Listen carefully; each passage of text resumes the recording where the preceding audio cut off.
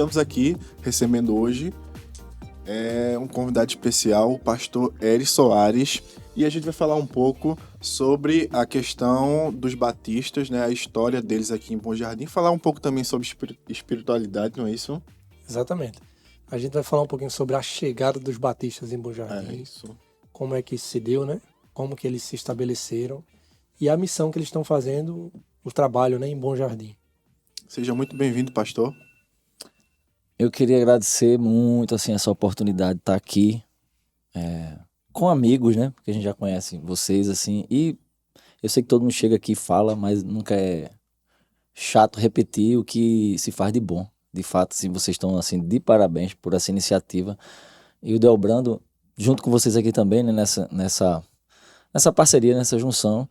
E vocês estão de parabéns. E agradecer a oportunidade de estar aqui, de conversar um pouco, desmistificar também um pouco algumas questões, às vezes, relacionadas à fé cristã, fé evangélica, à figura do pastor, enfim.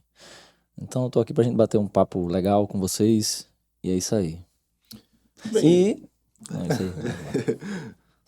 Bem, a gente pode começar falando um pouco sobre essa questão dos batistas, né? Como começou, como foi que vieram para cá, para Bom Jardim, porque inclusive é uma história que tem muitas nuances, né? Muitas coisas interessantes. O que eu vou comentar aqui, a gente vai começar falando sobre a questão da história, de como que os batistas chegaram aqui. Aí eu só queria antes dizer que o que a gente vai falar aqui são assuntos que estão registrados em livros de historiadores batistas. Inclusive, eu trouxe aqui para vocês a monografia. Isso é uma cópia? É uma cópia da monografia de Jerônimo. O professor Jerônimo é um professor aqui da nossa cidade, professor de história. Ele é mestre já, né? E ele fez essa monografia baseada no contexto de perseguição aos primeiros evangélicos no Brasil. Ele faz especificamente em Pernambuco.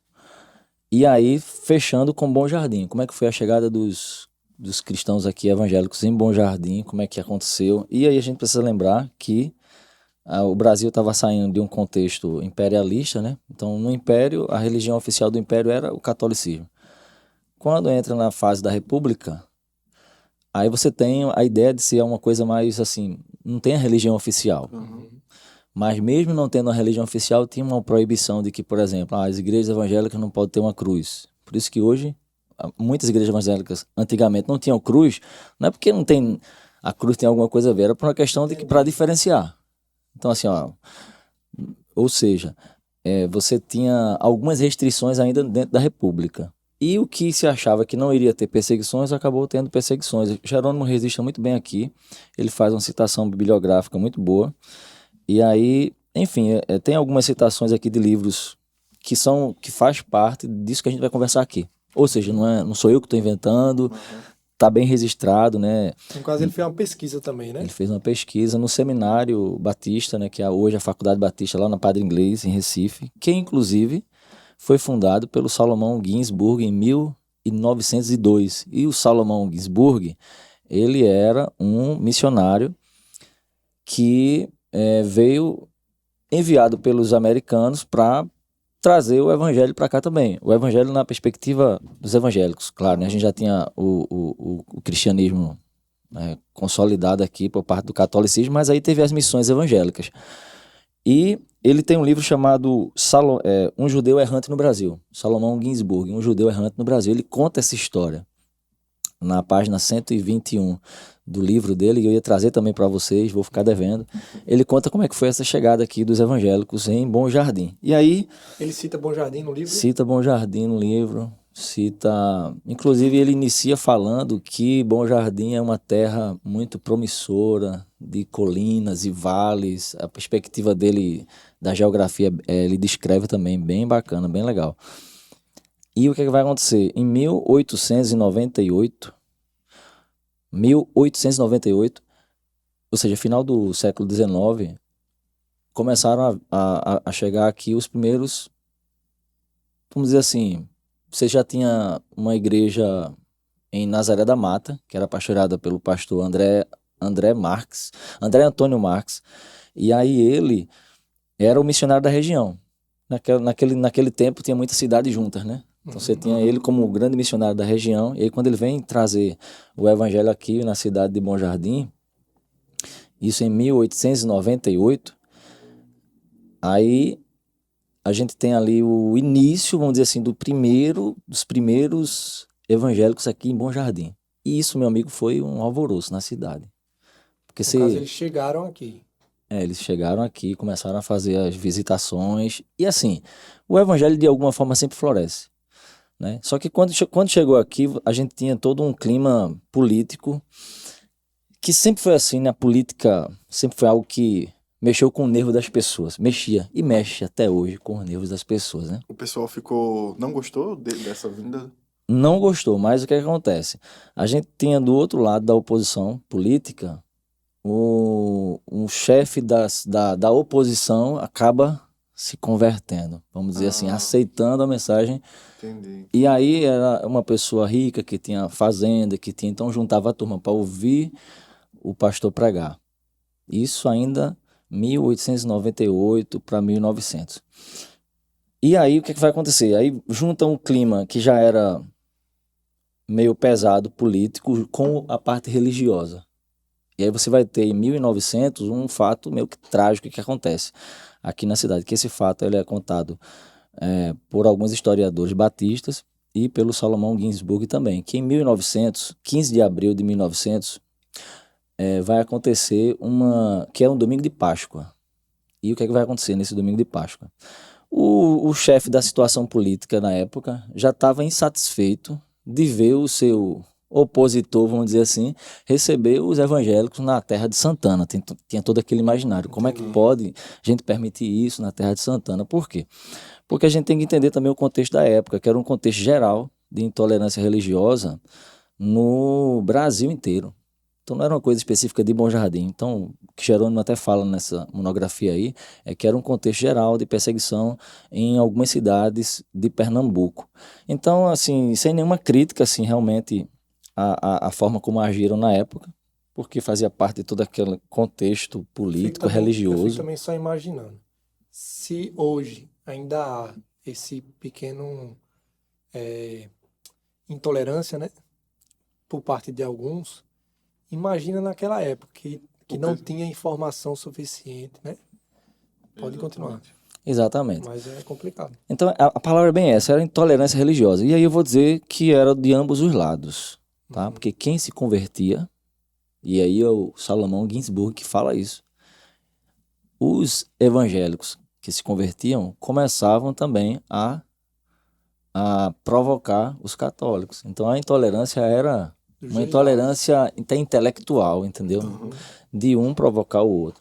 Só que como você tinha toda uma maioria, né, católico, aqueles beatos e tal, então acabou que o evangelho chegando aqui foi meio que uma afronta. E nada mais natural, e a gente entende isso perfeitamente dentro de um contexto da época.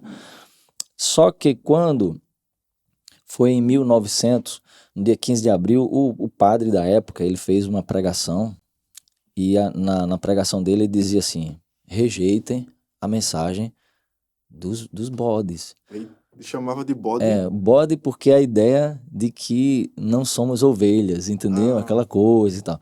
Só que eu tô falando aqui, gente, bem de boa mesmo, entendeu? Se eu entendo que não é, de repente não é um raciocínio hoje em dia, hoje a gente vê muito mais tolerância. Mas aí o que foi que aconteceu? O que o pároco da região falou naquele momento foi assim, uma rejeição da mensagem. Ou seja, não aceitem, não se convertam. Não uma rejeição das pessoas. Só que o povo entendeu errado. E aí o povo entendeu isso. Olha, o padre falou isso. E aí, telefone sem fio. Quando passa para você, que você passa para Maninho, o Maninho já passou de um jeito que passou para o outro. Então, assim, é para a gente se organizar para invadir. Eita. Cada um contou sua versão e chegaram a um consenso. Chegaram a um consenso de que teriam que chegar no dia do culto, naquela noite do dia 15 de abril de 1900 e expulsar ali a tiros. Caramba. A turma que estava lá dentro, da casa do chefe da oposição. O culto era lá, que é ali onde é a rua hoje Israel Fonseca, que o nome do rapaz lá, do senhor, era Primo Feliciano da Fonseca. Então era alguém também de nome na Israel cidade. Fonseca é ali onde tem a loja da Adielson. Exatamente. Aquele pedacinho ali que vai da subida do... Acho que ali, um pouco do cinema até a entrada do Novo Lar. Sei, Um sei. pouquinho antes ali do porão. Uhum. Aí o que é que acontece? Então ele morava ali, naquela rua ali, Israel Fonseca, que com certeza é em homenagem à família dele, porque é o primo Feliciano da Fonseca. Então o culto estava acontecendo lá. Então o que foi que se articulou? Se articulou que eles deveriam dar um susto nos evangélicos, para eles nunca mais inventar essa história de culto aqui na terra de Santana. Só que aí a gente conta isso assim e lembra que o que está registrado na história é um fato trágico que aconteceu nessa data. Por quê? Tinha o teatro ali onde funciona o Banco do Brasil, era o teatro da cidade. E outra, a gente contando a história aqui, a gente fica imaginando hoje o cenário de hoje. Mas eu queria que vocês imaginassem o cenário da época. A gente tá falando de 1900. É só mato, sem luz nenhuma, uma escuridão total. Umas fotos nem tão antigas. A gente já vê que é muito mato ali na região. Né? Muito Imagina. mato, coisa bem florestal mesmo. É. Eu vi umas fotos antigas, até fazendo essa pesquisa aqui do material. É algo bem florestal mesmo. Aquelas ruazinhas, né? Então, gente, você imagina aí que eles combinaram que deveriam dar esse susto, isso junto com o chefe político da época, junto com o delegado. Não, a gente não vai aceitar isso aqui. Porque também rolava aquele clima da politicagem, né? Das oposições ali. E o que é que vai acontecer? O pessoal que estava no teatro, bem, o prefeito da cidade estava sabendo, os coronéis sabendo, os fazendeiros, a ideia era dar um susto, porque também tinha aquela oposição política. Só que o povo em si não estava sabendo que ia acontecer isso. O que se juntou o relato que a gente tem da história foram alguns jagunços dos Freitas e outros do Varjão. Uma média de 80 pessoas. Caramba, 80 pessoas. E disseram assim, uns vão que é no direcionamento dos Freitas, ali na descida do cinema, tá? E o resto do bando, né, que é assim que eles usam a expressão, na parte dos fundos, para cercar mesmo, porque a gente faz a pressão e eles saem correndo e a gente... os relatos que a gente escuta da época da perseguição dos primeiros batistas aqui em Pernambuco é impressionante, porque assim, eles entravam nas casas, pegavam quem é o pastor, esse aqui, quem é o pregador, eles botavam o pregador amarrado no trem e mandava de volta para Recife ou para próxima estação, diz assim, não apareça aqui, se aparecer acontece coisa pior. Então era coisa comum que acontecia isso em outros, Nazaré da Mata. Então, nesse dia a ideia era essa, era dar um susto, só que assim, no escuro, o povo se assustou, pensou que era o povo em si, geral, não sabia, porque isso foi uma articulação meio que política e de alguns beatos mais assim, mais ferrenhos, né? E o povão em geral não sabia do que ia acontecer. E quando viu aquela turma descendo, encapuzado, de noite, aí isso no teatro, o pessoal que estava no teatro, estava tendo culto lá, na casa do primo Feliciano da Fonseca. Então acho que era próximo do teatro, né? É próximo do teatro, que é ali no Banco do Brasil. Sim. Entendeu? Então o que é que vai acontecer? Eles se assustam e pedem para o chefe político, junto com o delegado, olha, são cangaceiros, façam alguma coisa. As meninas começaram a se assustar, o relato... O pessoal achou que era cangaceiro? Que era cangaceiro. Esse é o relato do Salomão Ginsburg. Ele disse que o pessoal ficou no maior alvoroço no teatro, crianças e mulheres gritando, e o chefe da situação política da época achou por bem cancelar toda a ação. E ele vai lá conversar com o pessoal. Só que no que ele vai conversar com o pessoal, ele vai conversar com o bando que vinha de cima. Uhum. E lá nos fundos tinha uma galera já esperando já para um sinal. O segundo grupo. O segundo grupo. E o que é que vai acontecer? Quando ele conversa lá e diz assim, gente, vamos parar com isso, porque o pessoal tá agitado, ele dá um tiro para cima. Peraí, só pra gente contextualizar. Vai lá. É importante contextualizar também que, assim, naquela época existia um medo gigantesco do cangaceiro, né? Então mas imagine... assim, separaram dois grupos para realmente fechar, cercar ali a casa do primo Feliciano da Fonseca, quando estava tendo um culto. Tinha 15 pessoas lá, 15 homens, as mulheres não foram nesse dia. Não existia celular, nem walkie-talkie, nem rádio. Eles conseguiram articular isso. Eles teriam sinal para poder atacar junto, né? Interessante que eu lembrei aqui agora que foi informado, é o Salomão que conta isso, que as mulheres não fossem porque iria ter uma investida armada. Só que aí... As mulheres não fossem pro culto. Aí elas foram e ficaram escondidas, né? Aí a gente tem um relato de 15 homens que estavam no culto. Tá? Aí a questão é as mulheres, se elas foram ou se elas estavam escondidas, mas elas não tá no registro, né? Então, dois grupos se separaram para tentar encurralar e dar aquele susto. A ideia era causar só um susto. Só que o sinal que o chefe da situação política fez na época foi um sinal que ele deu um tiro de espingarda para cima, para dizer, ó, gente, vamos embora para casa, tá tudo certo, não vamos atrapalhar o espetáculo ali não, vamos cancelar esse susto, vamos dizer assim. E ele dá um tiro para cima e fala, viva Nossa Senhora Santana, e dá 2 tiros. Pá, pá. No que ele faz isso, o grupo que tá lá nos fundos, cara, ele achava que já era o sinal para o ataque. E eles começam a atirar. Quando você imagina isso no escuro, né? E aí o que acontece? Quando eles atiram dos fundos, aí o pessoal acha que era os evangélicos revidando. E eles começam se defendendo. Eles começam a atirar entre si. E nisso aí, para encurtar a história, a informação que a gente tem é que uma pessoa morreu no dia mesmo, no ato, que era da família do atual prefeito da situação da época. Era um sobrinho dele, ele morre na hora lá. E outras 24 pessoas morrem depois por causa de ferimentos, porque infeccionou e não tinha na época questão de saúde suficiente para sanar os danos físicos que a galera sofreu. E essa tragédia foi para conta de quem? Dos batistas, entendeu? As pessoas, na verdade, assim, a revolta toda é que, assim, foi um tiro pela culatra, foi uma tragédia, foi uma coisa que não foi planejado acontecer e que não podia ficar a cargo da responsabilidade pública na época. Sobrou para incriminar os batistas. E é nesse contexto que o Salomão Ginzburg ele vem para defender os batistas, né? Traz advogado. Então, o que foi que aconteceu? Acredita-se, pelo menos na visão do Salomão Ginzburg, que a raiva toda da época foi porque houve a morte do sobrinho do chefe político, e aí essa questão política muito acirrada do outro lado do rapaz que se converteu.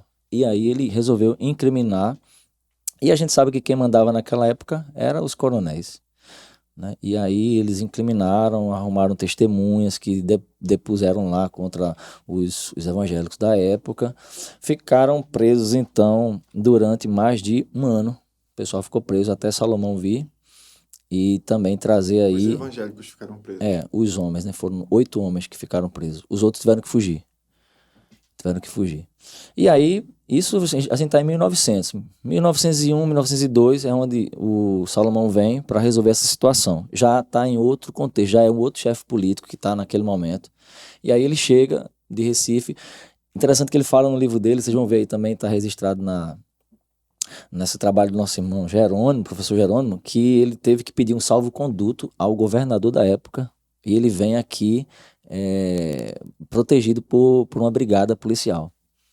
Caramba. Porque o clima de tensão em Pernambuco era de intolerância ferrenha mesmo. Eles não queriam aceitar essa ideia da república agora podendo trazer isso a qualquer religião, não era só os evangélicos, né? Qualquer religião que fugisse do catolicismo, que era aquela religião que estava oficializada pelo Império, ela ia encontrar uma resistência muito forte. Aí eles veio o Salomão Ginzburg com um outro amigo missionário, o Hamilton, se eu não estiver enganado esse nome dele, e eles vão e conversam com o novo gestor e arrumam lá uma maneira de mostrar que foi uma questão política, foi uma articulação política, que aqueles homens eram homens que não sabiam nem pegar em arma, e aí ele vai e consegue tirar aqueles 8 homens da prisão. Isso em 1902, mais ou menos. O que vai acontecer? Depois desse período, as pessoas foram soltas, mas ficou aquele resquício, aquele cheiro de tragédia na cidade. A perseguição agora não era mais uma perseguição física, mas era uma perseguição de ignorar a pessoa, de isolar a pessoa. Aquilo é um evangélico, aquilo é um bode. Então continuou isso até 1940. 1940, esse tipo de perseguição começou a diminuir. Esse tipo de intolerância, né, começou a diminuir, e é quando se começa a se organizar de fato. Quase 50 anos depois. Quase 50 anos depois. Então você tem aí de 1902 até 1940, os evangélicos presentes na cidade, mas não tinha, os cultos eram em casas, não tinha uma igreja, um templo, na verdade, né, para se cultuar, era cultuado em casas ou galpões que se alugaram também. Mas, no caso, isso aqui em Bom Jardim. Isso em Bom Tipo, Jardim. meio que se proibiu de eles se reunirem depois dessa tragédia, foi isso? Não proibiu, não. Poderia se Mas reunir normal. Mas evitou-se. Não havia proibição de se reunir. Depois da tragédia não houve Acho mais que havia proibição. uma ignoração da sociedade, né? É, A sociedade ignorava quem era evangélico. Ou Exato. era aconselhado a ignorar, né? exatamente. Não, o conselho do geral da igreja católica era ignorar, mas o povo em si não entendia, era ignorar a mensagem, Entendi, não o ser entendi, humano, entendi. que é igual hoje em dia. Você pode ser um ateu, alguém de uma vertente de outra religião afro, que às vezes sofre muito preconceito. Enfim, a gente tem que conviver tranquilamente com o diferente e saber respeitar, e as ideias podem divergir. Eu tenho um amigo que é ateu, eu tenho um amigo espírita, tenho um amigo católico. As ideias divergem, mas a amizade pode ser muito forte. Então, mas só que não tinha esse entendimento antes. As pessoas ignoravam o ser humano. Se criava aquele ódio, que é o que basicamente acontece hoje lá com essa parada atual que a gente está vivendo, que é a questão do Hamas, né? Do Oriente Médio, que é dos grupos terroristas. Aí o que é que vai acontecer? Para a gente encerrar essa parte aqui da história, que eu queria que a gente pensasse assim, ó. Eu fiquei refletindo esses dias, que a gente está agora às vésperas de completar 125 anos de evangelização em terras bonjardinenses. Quer dizer, se você pegar 1898 até agora, são 125 anos que os primeiros evangélicos chegaram aqui. Que foi o pastor Antônio Marques, lá atrás, que veio e trazer a palavra. Quando que a igreja ela é organizada? Em 1941. Como assim é organizada uma igreja? Uma igreja local, com um pastor e com uma membresia. Antes a gente tinha uma estrutura. E eu falo igreja, não prédio, tá? A igreja as pessoas. Porque o que tinha antes eram pastores que vinham de fora, missionários que vinham de fora, alguns grupos que iam se convertendo, pregações esporádicas do evangelho aqui. E aí isso foi sempre combatido. Aconteceu essa tragédia do 1900 aí, do ano de 1900, que foi uma coisa que tentou-se ser abafado. Aí você não tem muito registro histórico local sobre isso. Não tentou. Acho que Abafou, porque Abafou. eu realmente nunca ouvi falar dessa história. eu que gosto de história e conversar com pessoas antigas, pessoas mais velhas, né, que sabem da história de Bom Jardim. E essa é uma história que eu nunca ouvi nem ideias, né? Ou alguém mencionar sobre isso. Quem falava sobre isso pra gente, quem já falou, foi esse saudoso Seu Onildo, que era um historiador local. E, inclusive, ele esteve contando essa história na nossa igreja lá. Ele né? também era da igreja? Não, ele não era da igreja. Não era da igreja. Mas ele era muito amigo de papai. No muito livro do amigo Seu da Dodó gente. tem alguma menção a Tem essa alguma história, coisa, né? muito pouco. Tem Uhum. muito pouco, né? Tem muito pouco sobre essa história. E aí, o que é que vai acontecer? Seu Unido que tinha um acervo sobre esse acontecido. Ele que cita as fontes de onde eram os jagunços.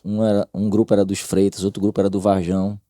Né? Ele faz toda essa articulação e você tem esse registro na linha da pesquisa batista, né? Porque a gente tem aqui, até separei aqui, ó, rapidinho, que aí eu quero um dos livros que eu ia trazer para vocês, que é A Breve História dos Batistas, que é de José Alves Feitosa, que é um livro de 1978, Breve História dos Batistas, e também o do pastor Zaqueu Moreira de Andrade, que é o Panorama Batista em Pernambuco. O pastor Zaqueu foi reitor do seminário, né? E ele é um historiador também, o Feitosa também é um historiador, e o do Salomão Ginsburg, que era um judeu polonês que se converteu ao evangelho nos Estados Unidos, que vem para cá, e ele também era um historiador, tem livros dele, e ele registra o que aconteceu em 1900, nesse contexto de perseguição.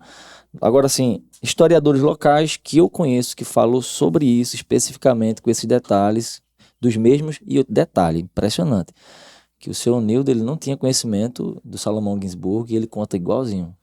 Se você pegar o registro dele com o registro do Salomão, é a mesma coisa. A mesma ideia de 2 grupos, a mesma ideia dos feridos. O que eles divergem é que o seu Nildo, ele contava e dizia que eram 12 crentes que estavam no culto na casa de primo Feliciano da Fonseca. E o Salomão Ginsburg, ele fala no livro dele que eram 15. Então, assim, mais uma margem de erro, né? Números, né? De números, é. E aí, o que é que vai acontecer? A gente tem aí, até 1940, a gente tem os cultos acontecendo como esporádicos e com pastores vindo de fora. Em 1941, a igreja se organiza, de fato, com um pastor local. Um pastor local não, com um pastor específico, né, também para a igreja, que foi o pastor Siloni, que ele era o pastor, na época, da Igreja Batista de São Lourenço da Mata. Em 1946, de fato, é instituído a organização da igreja, com diáconos, e somente em 1957 é que aquele templo foi construído. Então você tem aí o tanto de tempo que passou para se construir um templo evangélico na cidade de Bom Jardim. Onde foi o primeiro templo? Era ali onde era o Catolé, onde se reunia o pessoal, mas era uma garagem. Uhum. Agora, o templo construído é ali, em frente à prefeitura, 1957. O mesmo que está lá. O mesmo que está lá. O mesmo que está lá. Disso. E o primeiro templo evangélico em Bom Jardim é o que está lá ainda, na frente da prefeitura, ali no centro da cidade, isso em 1957 é que constrói o templo. Então a gente está aí nessa caminhada de continuar levando o evangelho, e sempre que chega nesse período, que a gente sempre comemora, a gente sempre agradece a Deus em outubro, a gente deixa inclusive para fazer celebração de batismo tudo em outubro. Esse ano vão se batizar mais 20 pessoas. E aí, nesse momento, é um momento que a gente sempre lembra, sempre traz à memória essas histórias de como o evangelho chegou aqui. E a gente não pode esquecer o passado, pessoas que puderam, assim, pagar um preço para que hoje a gente tenha essa liberdade de pregar numa cidade que está em outro contexto, né? Que está em outro direcionamento. O mundo hoje é outro, apesar que a gente sabe que existem perseguições religiosas em outros países aí. Mas no Brasil, pelo menos, a gente tem essa liberdade religiosa. Então, eu queria, né, deixar aqui registrado. Tentei falar pouco aí para encurtar essa história, mas eu acho que a gente não pode esquecer isso. Eu tenho pensado esse ano mesmo de talvez escrever alguma coisa mais sucinta para que as pessoas tenham acesso, as pessoas novas que estão chegando na igreja tenham acesso a essas informações. E a ideia não é gerar um discurso de ódio, jamais, mas é das pessoas saberem da história e a gente zelar para que o Brasil seja um espaço onde eu possa respeitar o diferente, entendeu? Então, se aqui do meu lado alguém quiser, sei lá, defender, o que quiser defender, a gente precisa se respeitar, né? E não repetir os erros do passado, né? É importante conhecer a história justamente para não repetir os erros do passado, né? Pastor, Exatamente. relacionado a outubro, por que outubro? Tem alguma coisa Não, específica? não tem. Desde quando a gente... Eu estou aqui desde 1994, né? Papai chegou aqui, papai era um homem que... Papai se converteu 23 anos de idade. Papai era da noitada, assim, de tocar violão. Papai já rodou São Paulo todo, na época da década da boemia que ele falava, né? E quando ele se converte... Era um músico da noite. Era um músico da noite. Já saiu de barzinho com o violão quebrado na cabeça, assim. Ele contava às vezes essa história. E aí, quando ele se converte para o evangelho, ele tem essa mesma energia para levar o evangelho. E aí, quando ele se envolve com a igreja, ele vai se envolver com a juventude. E aí, um dos pastores que uma vez esteve vendo ele cantar em um dos cultos, chamou ele. Valdeci, vamos para tal lugar, para pregar o evangelho lá, você canta bem. E aí papai começou a caminhar com esse pastor, e foi quando o pastor identificou nele traços de vocação ministerial. O pai gostava de gente, gostava de aconselhar, era muito preocupado, e encaminhou ele para um seminário, na época era curso por correspondência, porque não tinha como ir, então se tinha como fazer cursos por correspondência, ele fez. E aí quando o papai chegou a ser consagrado pastor, e recebeu o desafio de vir para Bom Jardim estava há 48 anos sem pastor. Ou seja, sem pastor local. Tinha pastor que vinha para realizar a ceia, mas não tinha um pastor morando na cidade. Nisso, quando você faz a pergunta, por que sempre se comemora esse momento de gratidão em outubro? Porque foi no ano que se organizou a igreja. Lá em 1946, quando a igreja realmente é organizada, ela é organizada acontece uma sessão extraordinária com a igreja mãe, que nesse caso era de São Lourenço, que traz o pastor, que diz, olha, tá aqui os irmãos, temos 3 diáconos, se organizou com 3 diáconos de 16 irmãos e um pastor local. E aí foi em outubro. Então todo ano em outubro tem aquele momento de agradecer a Deus, a gente chama de culto de gratidão. É como se acontece assim, tem o Festa de São Sebastião, 2 de outubro, tem Santana, que também tem o período, né? Agora, assim, um ponto interessante que eu realmente não entendo, e é até importante para a gente entender essa parte, que é como é que funciona a estrutura. Porque está falando diácono, pastor, como é que funciona a estrutura da igreja? A estrutura da igreja funciona com... se você olhar para a Bíblia ela vai apontar os pastores, né, e os diáconos. O bispo normalmente era um pastor de uma região, de mais de uma igreja. Então ele coordenava mais de uma igreja. Então hoje a gente funciona com pastores, diáconos... Seria um pastor regional. Né? Pastor regional, que é um administrador ali. Né? E também...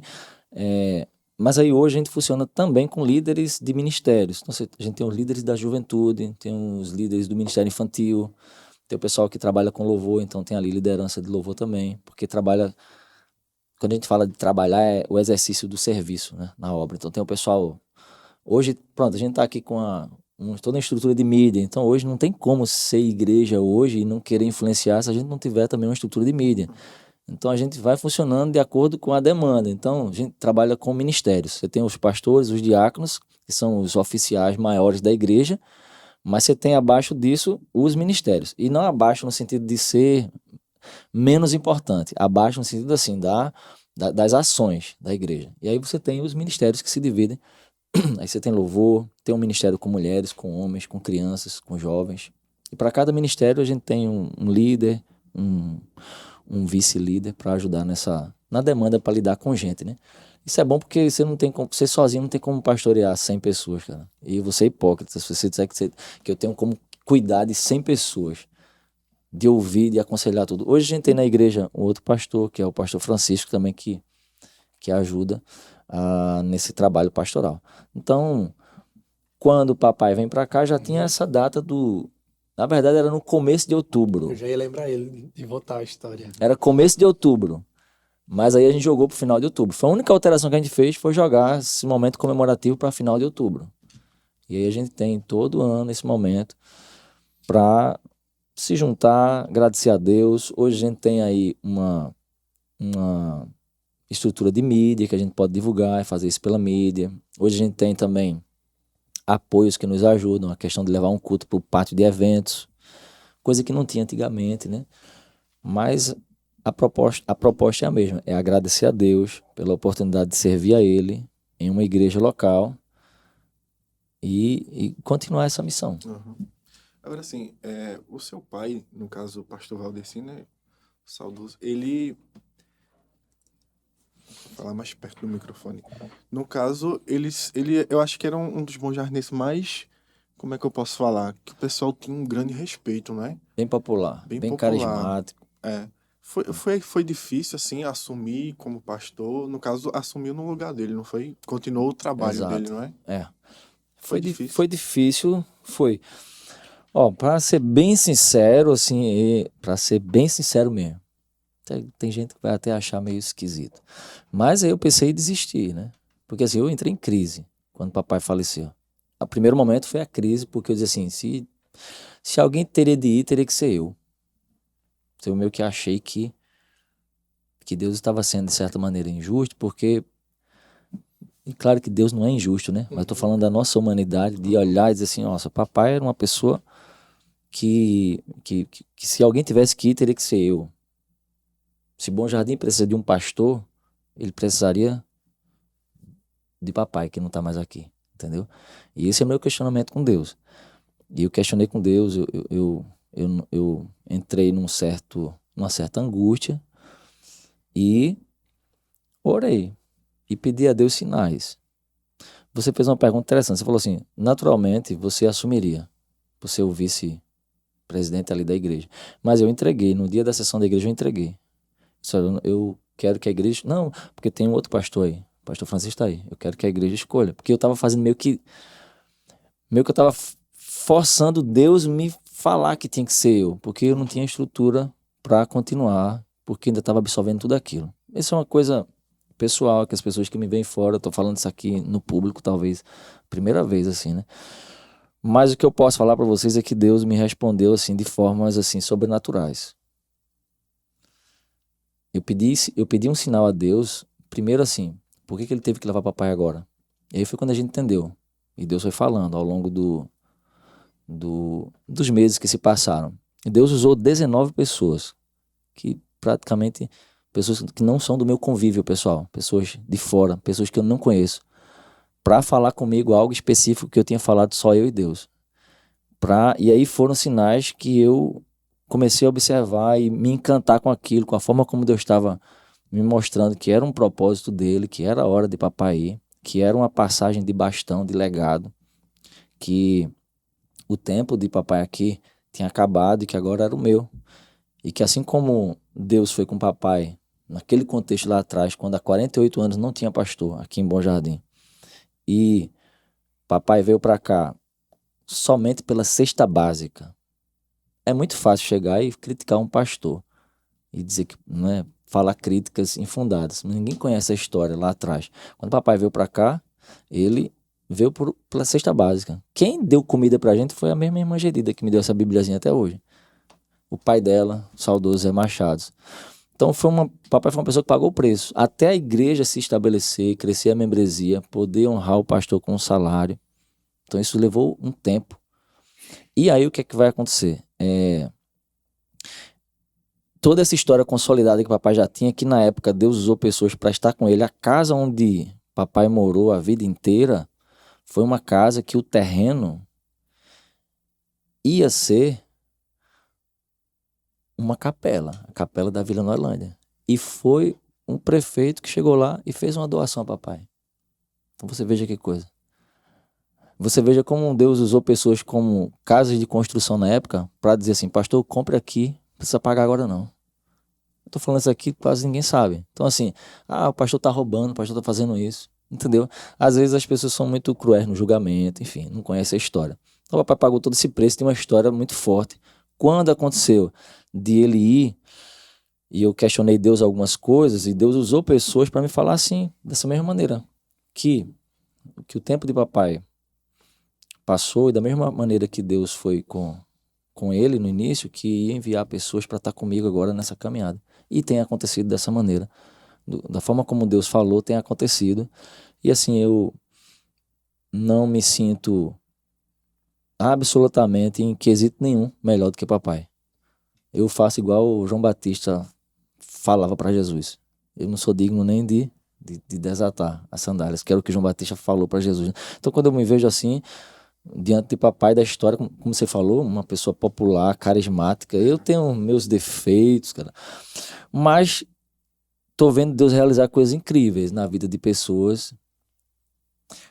Tinha gente, cara, que chegou a falar assim, quando o pastor Valdeci se for, aquela igreja vai afundar. E pelo contrário, graças a Deus, não graças a mim, não é mérito meu. Maninho, de vez em quando chega por lá, ele sabe, não é mérito meu. Deus sabe meu coração, mas a igreja só fez crescer ainda mais.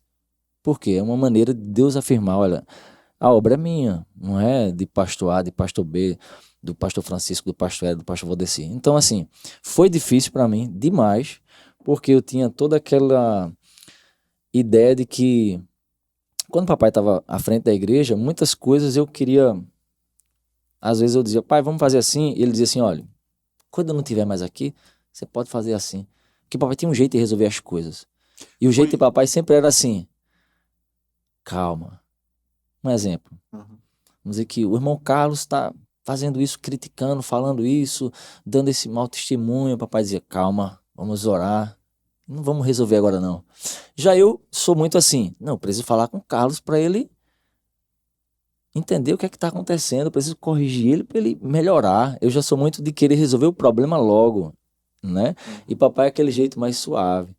Então, lidar agora com o peso da responsabilidade de tomar uma decisão, isso é que é difícil, porque nem sempre você acerta. Então, assim, eu passei um bom tempo pensando assim, o que o papai faria? Isso ou isso? O que é que eu faria? Então, é difícil, foi difícil na época, porque eu tive que ouvir respostas de Deus para poder continuar. Eu cheguei a dizer para minha esposa assim, ó, eu não vou ser um hipócrita no púlpito. Não vou chegar no púlpito, pregar, falar de um Deus maravilhoso e se Deus não me responder de forma quase que literal algumas questões internas dentro de mim. E Deus respondeu. Eu estava pronto, dizer assim a Maria, a gente vai para Porto de Galinhas, tem uma casinha lá, a gente vai viver lá, não vou ser hipócrita, não vou subir no púlpito com o coração como eu tô, que não era revoltado com Deus, era querendo ter certeza se eu estava pronto para assumir a missão. E Deus me respondeu, como eu tinha falado antes para vocês, com 19 pessoas, que ao longo de 3 meses, Deus falou comigo de maneira assim extraordinária, usando pessoas que não me conheciam.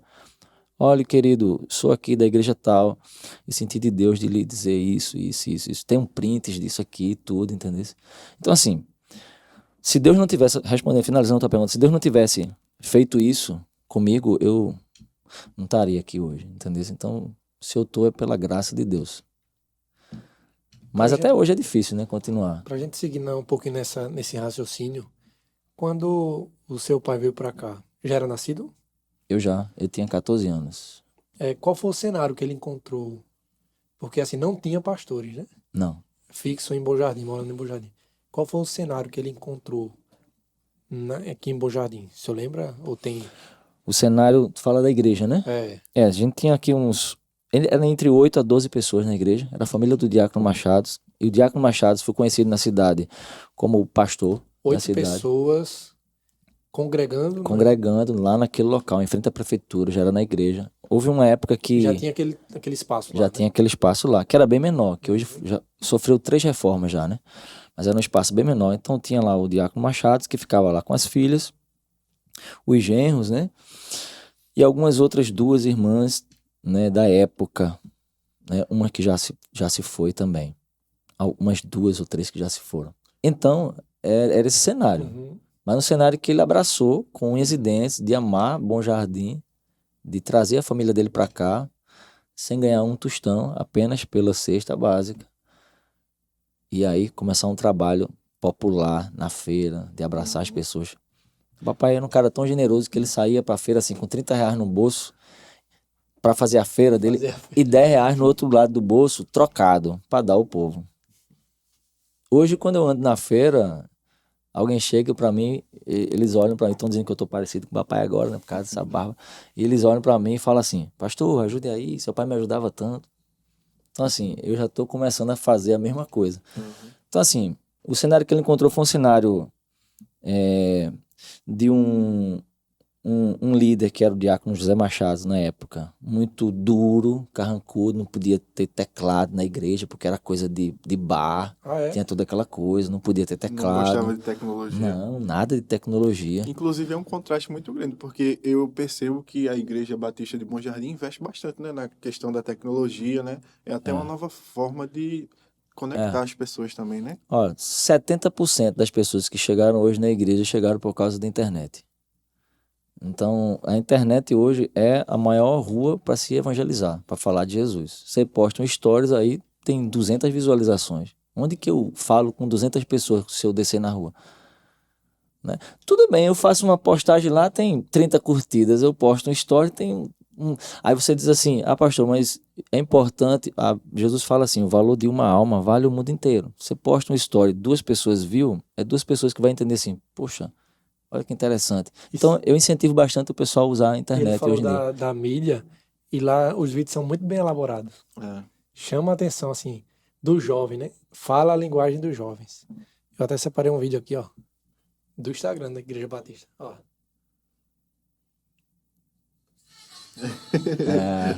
Ó. Me botaram nessa daí, né? Venha, pastor, venha, pastor. Como é que surgiu essa ideia de fazer esse vídeo? Tem uma turma bem animada na igreja. Aí eles vêm e querem fazer... Isso foi pra conferência da juventude. É bem humorado.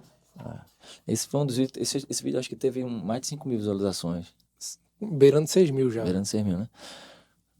Aí eu acredito São muito 6 assim mil que... pessoas que receberam a mensagem. Pronto, Né? exatamente. Eu acredito muito que todo mundo tem alguma coisa para falar. Quem cura na igreja é Jesus, não é o pastor, entendeu? Se você está no culto, você está concentrado. Quando eu falo cura, não é só cura física, são curas emocionais, psicológicas, é traumas, entendeu? Quando você tem uma igreja que centraliza muito a figura do pastor, que tudo é ele que faz, eu sempre incentivo assim, ó, se você veio para abençoar, se você veio para se conectar com Deus, você vai voltar com alguma coisa. Mas se você espera que se o pastor tocar em mim, se o pastor colocar a mão na minha cabeça, então isso a gente tenta quebrar isso na igreja, porque quem faz as coisas na igreja é Jesus, entendeu? Então, assim, a gente procura, eu sempre incentivo o pessoal a divulgar na rede social.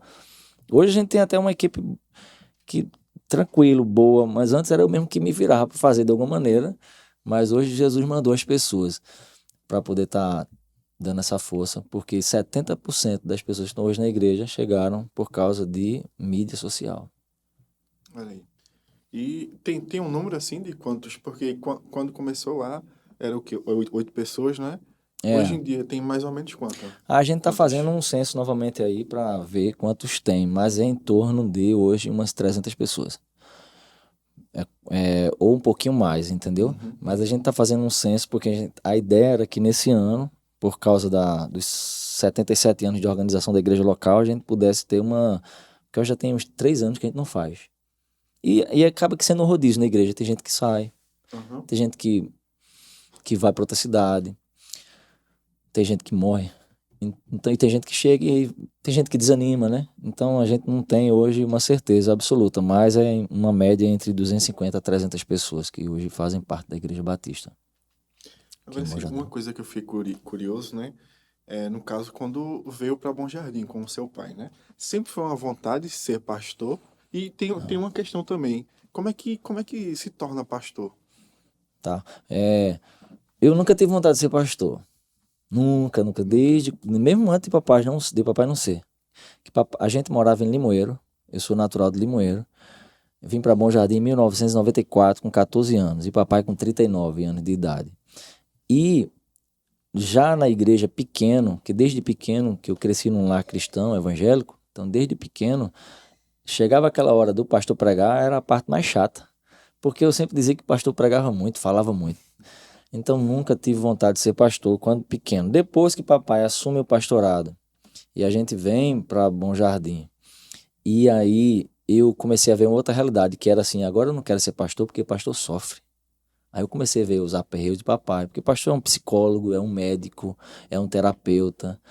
Pastor não, Palestrante. tudo. Acorda o pastor no meio da noite. Hoje é zap, né? Então, assim, e a gente ama, hoje eu entendo isso, mas assim, minha primeira impressão que eu tive convivendo com o papai pastor era isso, as injustiças que ele sofria, a ingratidão do pessoal, de ver gente apunhalando pelas costas, entendeu? Então, assim, essas coisas foram criando dentro de mim uma ideia assim de que, vou orar pelo meu pai, mas ser pastor é uma coisa que eu não quero. Agora, como é que aconteceu comigo? Eu sempre ali envolvido com a igreja, com a juventude, sempre fui uma pessoa de evangelizar, de pregar a palavra, de louvar, de estar junto, de encorajar. E ser pastor não é uma profissão, entendeu, Carlos? É uma vocação.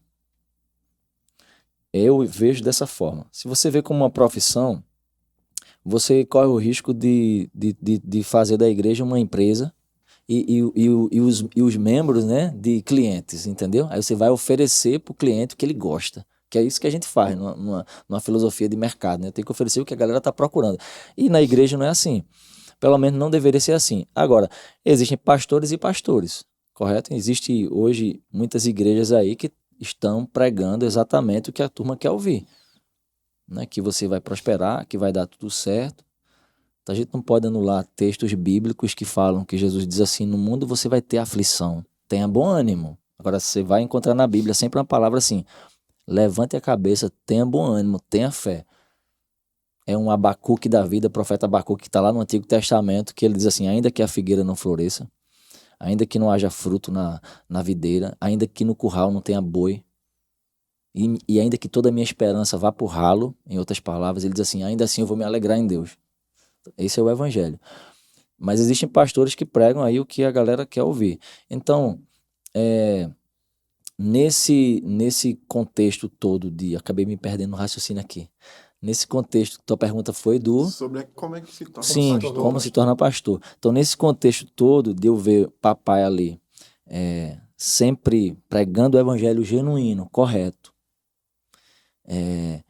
e sendo criticado. Então, eu fiquei meio assim, eu orava por ele, às vezes a gente tava lá, ouvia as histórias, via quando ele ficava triste, quando acontecia situações, mas naturalmente me envolvendo na obra, eu me vi numa situação de que é o que a gente chama de ser chamado. Foi quando eu falei, lembrei, que pastor não é uma profissão, é uma vocação. Porque no contexto de profissão, você oferece o que a galera quer ouvir. E no contexto de chamado, você tem que pregar o que é necessário ser pregado. É confrontar as pessoas com onde elas precisam melhorar, com a graça de Deus, com o evangelho. E, né, quando eu me vi aconselhando o jovem, eu terminei o meu colegial, né, que na época era colegial, né, era ginasial, era alguma coisa assim, não era igual como é que é hoje não. Quando eu terminei, e aí eu fui fazer outros cursos, fui fazer um outro ensino, eu terminei o curso no ginásio, me formei no ginásio em contabilidade. E aí fui para o Colégio Santana, fazer o curso lá também, magistério. E aí eu fiz alguns cursos, fiz o concurso de prefeitura. E nisso as pessoas já começaram a ver em mim sinais. Mas rapaz, seu filho é uma bênção, já é um pastorzinho, olha como prega bem, olha. E aí eu já me preocupava com a juventude, já organizava o pessoal para evangelizar e fazia encontro nas casas. E aí teve um dia que eu acordei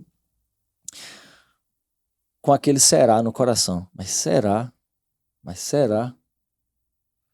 E é um chamado. Então, como é que isso acontece? Uma intuição e uma inclinação. Você não consegue fugir daquilo. Eu não ouvi uma voz, tipo assim, pastor Eric, você... Não. É uma coisa que você não pode fugir. É como se apaixonar. Entendeu? É como se apaixonar. Você olhou para a pessoa, você se apaixonou e diz, nossa, eu não acredito que isso está acontecendo. Aí você acha, não, nada não, não. De repente você vê a pessoa, nossa, isso... Então é como se apaixonar. Então eu me vi sendo direcionado o meu olhar para o ministério pastoral. E aí eu falei com o papai, disse, papai, eu acho que... Eu lembro de eu ter falado com ele. Disse, pai, eu acho que eu tô recebendo um chamado de Deus para ser pastor. Porque aí o papai disse, você tá doido? Essa foi a fala dele. Você tá doido, rapaz? Você tá vendo o que eu passo? Para estudar, para ser alguém na vida. Para fazer um curso de inglês. Ele falava assim, vai fazer um curso de inglês, vai fazer um curso de contabilidade, pra você ganhar dinheiro, você poder pagar uma escola boa para seus filhos e tal. E eu disse, e aí eu ouvi aquilo lá dele. Depois cheguei lá para ele de novo, 2 semanas depois, pai, e agora eu não acho mais não, agora eu tenho certeza. Tem ponto de correr mais não. Não tem ponto de correr não. Aí eu tinha 19 anos na época. Aí papai disse, olha, a igreja não tem como pagar um curso. Porque como é que faz para ser um pastor? Você tem um chamado, tá? Mas você precisa se capacitar. Da mesma maneira, quando alguém se sente vocacionado para ser padre, ele precisa procurar um seminário para receber a capacitação teológica, filosófica, psicológica adequada para aquilo lá. Da mesma forma é para ser um pastor. Eu estou falando do Ministério Batista. Não estou falando muitas vezes de alguém que abre aí uma garagem e bota uma gravata no pescoço e diz que é pastor. Aí, infelizmente, esse tipo de atitude acaba generalizando. E aí você teve pastores na época lá, que foi na televisão, que deu um chute aí numa imagem, acho que foi de Maria, né? Católica, né? E aí esse tipo de coisa compromete, às vezes, Um segmento. um segmento todo, entendeu? E aí, mas assim, no nosso caso aqui, tô falando do contexto batista, você tem que participar de um seminário. Eu fiz 5 anos de curso, seminário batista teológico lá na Padre Inglês, que fica ali na Boa Vista, lá em Recife. E aí, depois disso, você passa por um concílio de pastores, que é uma banca examinatória que vai te fazer perguntas teológicas, perguntas de cunho bíblico, quem é o Espírito Santo, quem é Deus. E aí são perguntas, quem é Jesus Cristo? E perguntas desse cunho para você ser avaliado por aqueles pastores. E aí sim você é aprovado para o ministério pastoral. E daí você é encaminhado para uma igreja. Como eu já tinha uma igreja local que acolhia o meu ministério, minha vocação, e então eu fui consagrado pastor aqui em Bom Jardim, em novembro de 2004. De lá para cá já tem quanto tempo? 19 anos. Não, vai fazer 19 agora, eu acho, nesse Próximo ano. próximo, não sei, faz os Daqui a cálculos 2 aí. anos. Daqui a 2 anos, né? Pronto, então assim, não acontece de uma hora para outra, entendeu, Carlinhos? Uhum. Daqui a 2 anos faz Pode 20, chamar de Carlinhos, 20 né? anos. Alguém chama ele de Carlinhos aqui, não? Não. Vai ser o primeiro aí. Então é isso, mas hoje existe assim, tem gente errada em todo canto, essa é a questão. Eu só acho chato a gente generalizar, né? Não me considero melhor que ninguém, mas também eu acho que a gente tem que valorizar o que é correto. Acho que você assumir hoje uma igreja, você ser um representante hoje de um segmento religioso, você tem que ter uma capacitação bíblica para isso, entendeu? Teológica. E aí eu apoio muito essa questão dos seminários, né? É importante essa parte. Eu não sabia que tinha toda essa formação, porque realmente tem muitos casos que o pessoal não faz isso, né? Mas como é que funciona essa questão de...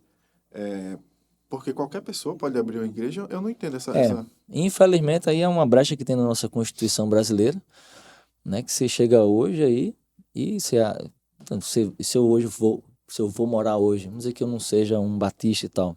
Se eu vou morar hoje em outra cidade lá, se eu chegar e tiver condições, quanto é que é isso aqui?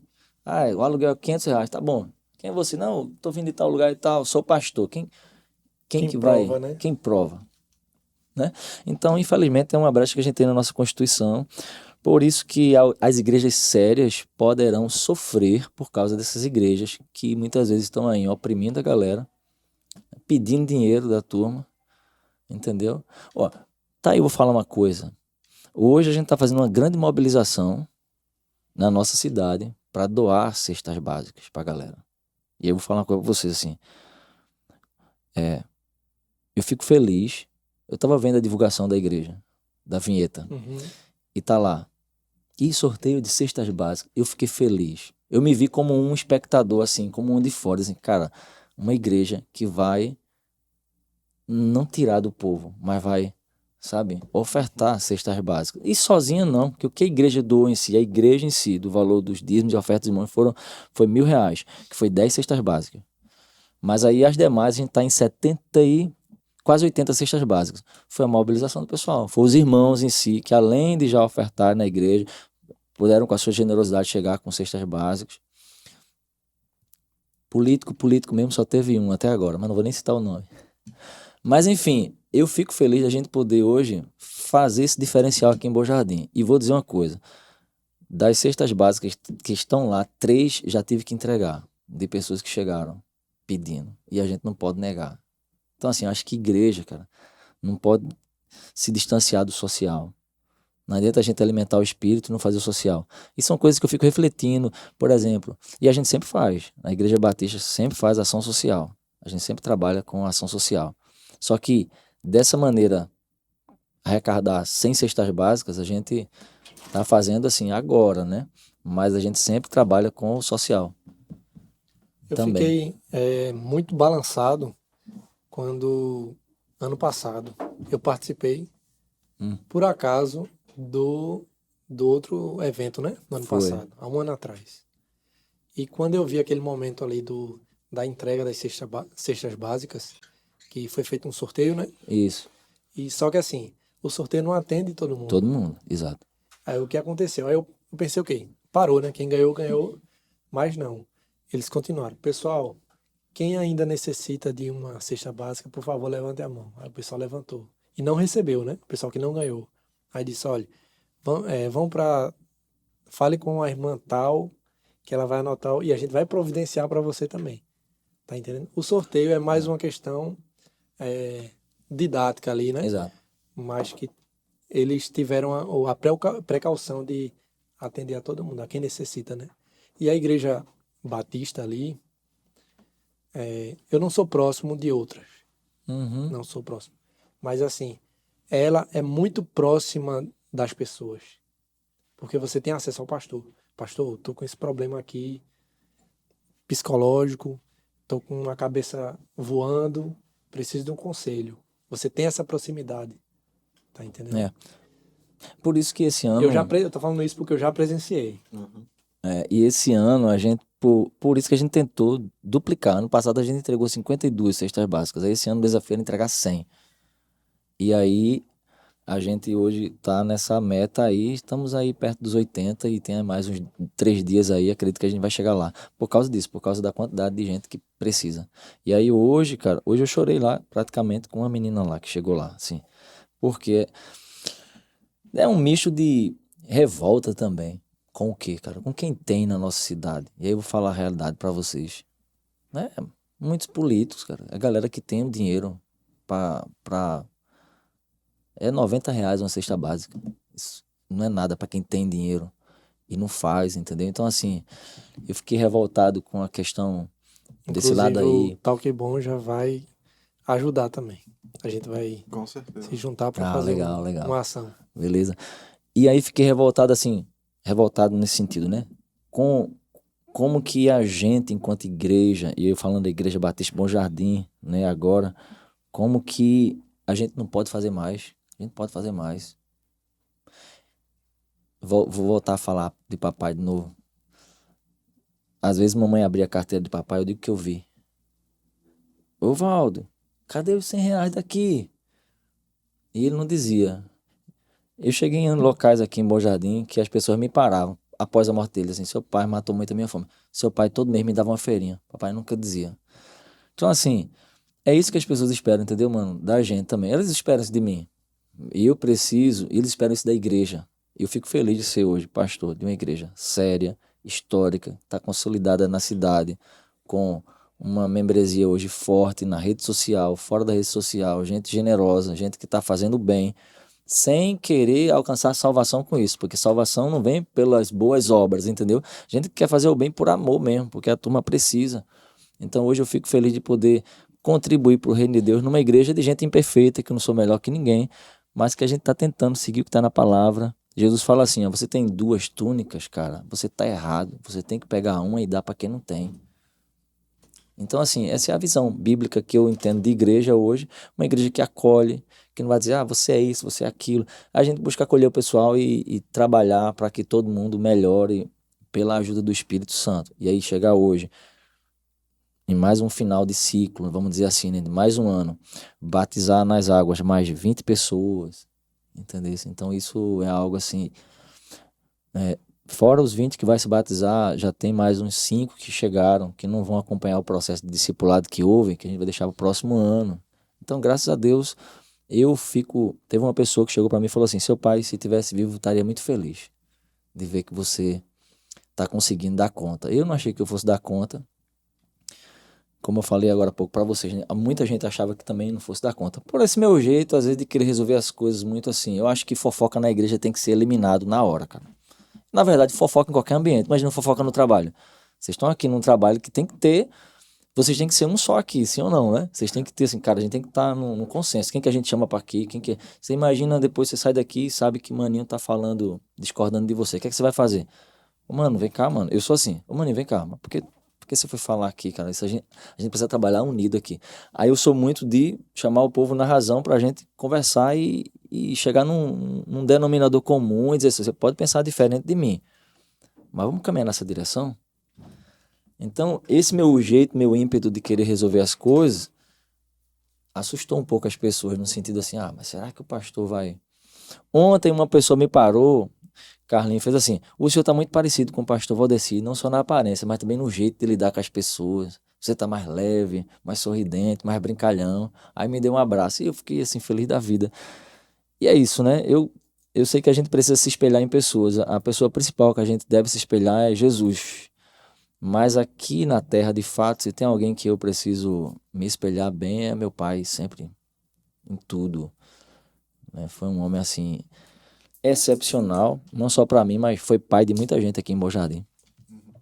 Então é Agora isso. sim, Eri, eu acompanho nas suas redes sociais e você tem faz muitos vídeos, né, de motivação, de trazendo a palavra pro pessoal. Essa é uma coisa bem recorrente, né? Então, Inclusive, uma nova forma de evangelizar, não é? É, duas coisas. Vê só, quando eu comecei a fazer isso, começaram a me chamar de blogueirinho. E as primeiras críticas vieram da igreja. Ah, o pastor agora só quer ser os blogueiros. Infelizmente, as primeiras pessoas a me criticar, às vezes, vêm da própria igreja mesmo. Mas a gente sabe lidar com a crítica, né? Porque tem um pastor que diz assim, quando todos estiverem dizendo sim, tem alguma coisa errada. E eu meio que não concordo muito, porque não é que eu não concordo, é assim, que seria bom se todo mundo caminhasse numa direção só, mas às vezes tem as críticas. Então, quando eu comecei a fazer isso, não foi para ganhar, vamos dizer assim, curtidas nem nada do tipo. Foi assim, eu percebi que eu preciso usar todas as ferramentas que tiver nas minhas mãos, ao meu alcance, para atingir pessoas, seja uma, duas, 10, 200, entendeu? Então, eu comecei a fazer debaixo de certas críticas. É um blogueirinho, um pastor de internet. Mas, assim, tem alcançado pessoas, tem trazido pessoas para perto de Jesus. Teve uma pessoa que me parou na academia e disse assim, não é da nossa igreja, falou assim, pastor, eu vi aquele seu vídeo sobre perdão, tinha 5 anos que eu não falava com uma pessoa da minha família. Eu assisti aquilo, eu tive que falar com a pessoa depois que eu ouvi o que o senhor falou. Então, isso para mim já paga milhões de curtidas, entendeu? Porque para mim, pessoas são importantes. Uma pessoa só. Jesus morreria de novo se só houvesse uma pessoa. Ele morreria por aquela uma pessoa, entendeu? Então, se uma pessoa está sendo impactada com uma coisa que eu transmito, se eu vou impactar 10 pessoas ou 100, isso pouco importa. O importante é usar a mídia para atingir pessoas. Então, eu vou... Às vezes, quando eu paro, Carlos, de fazer vídeos, que assim, você tem que ter uma constância, viu? É difícil, meu amigo, você manter uma... Como é que chama? O engajamento na rede social. Você tem que postar um vídeo. Você passa muito tempo sem postar um vídeo, quando você posta de novo, ele já tem uma certa dificuldade de engajamento. E eu sou muito mal organizado com isso. Mas aí, as pessoas me cobram. Eu poderia abrir aqui agora e te mostrar. Pastor, cadê o vídeo? Não tem mais vídeo? Tem gente que O cobra. pessoal já se Tem gente que acostumou. acompanha. Tem gente que acompanha. Né? Quando não é isso, é caixinha de pergunta. Bota uma caixinha de pergunta aí. Mas é isso, gente. Inclusive tem uma pessoa disciplinada, é um sargento, um amigo meu do Exército, Sargento Gilberto. Todo santo dia ele me manda uma reflexão. Ele até me presenteou com um livro uma vez, é um livro de reflexão diária. Todo dia tem um ensinamento e você reflete sobre isso. Aí ele lê o ensinamento ou a reflexão do dia e me envia com as palavras dele. Aí, todo Legal. dia. Aí quando ele não me manda, Aí tu diz, ô, aí eu tá digo, faltando. tem cadê? coisa errada. Aí eu já mando um joinha assim. Aí ele faz, daqui a pouco eu mando. Eu fiz como é que chama? Um grupo VIP no WhatsApp. Chegou a ter 257 pessoas, que era o limite antes, agora parece que aumentou mais, não sei. Aumentou, não foi? Aí eu ainda pensei em abrir outro, mas aí parou, tá parado. Eu não tô conseguindo, mas aí por culpa minha, por falta de organização. Mas aí sempre tinha o pessoal, e gente de fora, que eu coloquei o link no Instagram, e aí o pessoal sempre também perguntando, pastor, cadê o áudio? Por quê? Por que isso? Porque as pessoas são necessitadas. Da mesma maneira que chegou hoje uma pessoa lá na igreja chorando, pedindo uma cesta básica, tem gente que chega pedindo uma palavra, como você falou. E tu não é um cara que vive muito aí nos problemas da vida, né? E mesmo assim sente aquela falta de Sou receber. tranquilo. Eu sempre vou para a igreja e sempre eu saio com aquela mensagem. Parece que eu tinha que ir naquele dia para ouvir aquilo ali. É interessante isso, viu? Então, aí as pessoas pedem, aí eu acho que quando eu não faço o que eu sei que eu tenho que fazer, que é de alguma maneira ser uma referência. Assim, por que você tem que ser uma referência? Porque Jesus disse isso para todos nós, para vocês também. Ele fala assim: vocês são luz do mundo, vocês são sal da terra. Sal faz a diferença, luz faz a diferença. Onde é que a gente tem que fazer diferença hoje? Na vida das pessoas. Eu abençoo e também sou abençoado com o que Jesus faz na vida de vocês. As pessoas chegam na igreja, teve uma menina que chegou na igreja recentemente, fazia 10 anos, que ela não sabia o que era ser feliz, sorrir. E ela estava lá no culto, e ela faz um tratamento para depressão e tudo, e aí ela teve uma experiência com Jesus na igreja, no culto. e voltou a sorrir. Me abraçou no final do culto e disse assim, eu voltei a sorrir depois de 10 anos. Meu amigo, naquele dia eu sei o que eu conversei com Deus. E aí quando Deus fala isso, faz isso na vida de alguém, aquilo impacta a minha vida. Então, essas são as coisas boas. A parte boa da igreja são essas experiências assim em que você não é superior a ninguém, você também é muito abençoado com o que acontece com o outro. Mas tem a partezinha, vamos dizer assim, chata, né? Pesada, que a gente tem que saber lidar, que é as críticas, que é a, a falta de sensibilidade das pessoas, tanto de fora, às vezes, como também de dentro. Mas é como eu te falei agora há pouco, eu me apaixonei. Eu nunca tinha usado essa expressão. Acho que eu conversando sobre isso, se eu pudesse definir o que é uma vocação, é você se apaixonar. Eu sinto que nasci para isso. Então, tentei fugir até o dia que percebi que estava apaixonado por esse olhar. E aí, estou aí até hoje e pretendo continuar até Jesus me chamar também, né? Só continuando aqui, aquele outro assunto vai ficar para outro Ah, tá. outro Tranquilo. episódio. Já que a gente entrou no assunto aqui também desse evento, Tá. fale um pouquinho de como será esse evento, onde será, Tá. quando. Quem quiser Ó, participar, como é que faz? Quem quiser contribuir também, que ainda dá tempo, né? Importante, é, né? a gente vai fazer, a gente chama de conferência, por quê? Porque são 2 dias dentro de uma temática em que a gente vai refletir naquele final de semana. Esse ano a gente está com o tema Paz com Deus por meio de Jesus. Não pode existir uma cultura de paz se você tirar Jesus. Ele é o príncipe da paz. Alguém vai dizer assim, mas as religiões são opressoras e tal. Bem, isso aí é um outro discurso, é uma outra coisa. Você não pode tirar Jesus. Jesus, ele é o mediador da paz, tanto da nossa paz espiritual com Deus, que é aquela que nos reconcilia com Deus, quanto da paz que eu preciso ter contigo, é Ele que me dá essa paz, quanto da paz também que eu preciso ter comigo mesmo, quando eu for traído, quando eu for injuriado, e eu preciso ter essa tranquilidade diante das circunstâncias da vida. Quem que me dá isso? Jesus. Então a gente sentiu de Deus de falar nesse ano sobre esse tema da paz, na perspectiva de que Jesus é o príncipe da paz. A paz que a gente precisa só vem dele. A paz que eu preciso no meu casamento só pode vir de Jesus. A paz que eu preciso no meu trabalho só pode vir de Jesus, porque essa paz interior só ele consegue me dar. Então, esse ano a gente vai fazer esses 2 dias, que é o dia 28 e 29, agora, final do mês, sempre nessa temática da paz. Então a gente vai ter na parte do sábado uma caminhada de adoração pelas ruas da cidade, que é outra coisa que nunca aconteceu assim na cidade de uma igreja fazer. E tudo isso assim após a morte de papai. E não é uma coisa que papai seria contra. Detalhe, viu, mano? Jamais. Papai estaria pulando e vibrando com tudo isso que está acontecendo. Mas é algo que uma pessoa chegou para mim e falou assim: Deus separou isso para sua geração. É o seu legado. Seu pai teve o legado dele. Seu pai teve que cavar fundo as bases. Agora é o seu legado.